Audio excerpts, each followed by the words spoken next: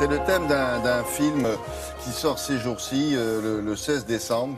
Ça s'appelle Ma sœur squelettique et In English My Skinny Sister, et qui pose ce problème-là pour les parents, pour les proches, pour les enseignants, enfin tous ceux qui approchent ces adolescentes-là. Alors le scénario.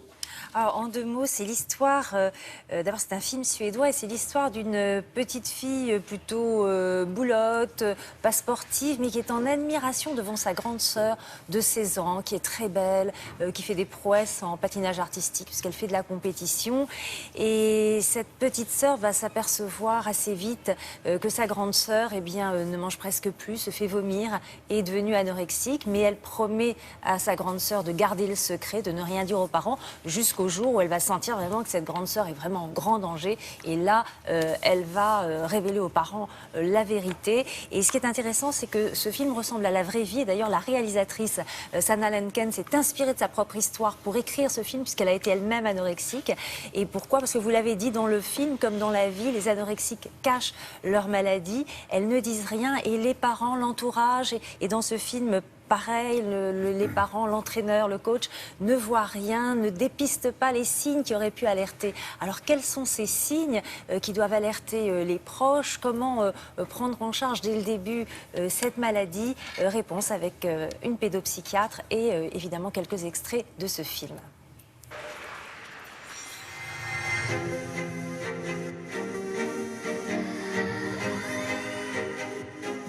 Dans ce film, comme dans la vie ordinaire, les patientes anorexiques cachent toujours leur symptomatologie. C'est un petit peu comme l'alcoolique qui boit en cachette.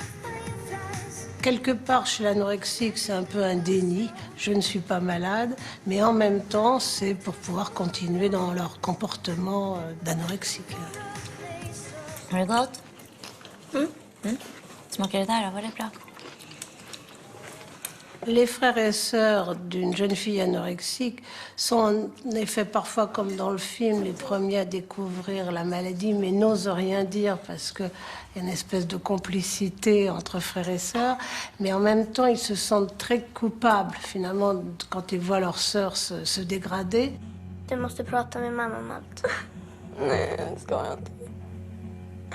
Det får inte du heller göra, Stella.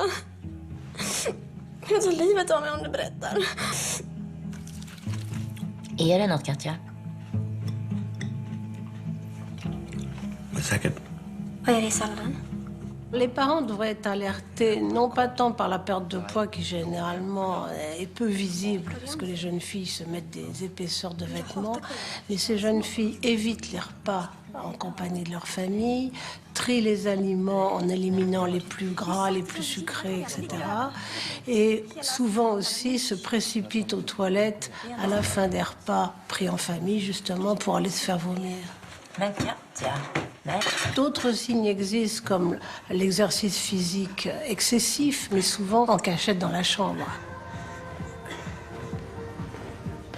La pratique des sports de compétition, en particulier avec un côté esthétique comme le patinage, la natation synchronisée, la danse, sont des facteurs de vulnérabilité importants. D'une part parce qu'en effet, il faut maîtriser son corps, mais également il faut maîtriser ses apports alimentaires et cela encourage les déviances de comportement.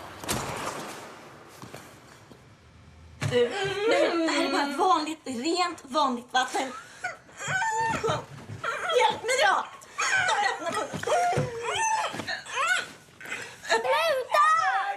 Dans le film, comme dans la vraie vie, les parents essaient toujours de refaire manger leur fille, mais c'est un combat perdu d'avance. Il faut vraiment prendre de l'aide auprès du corps médical.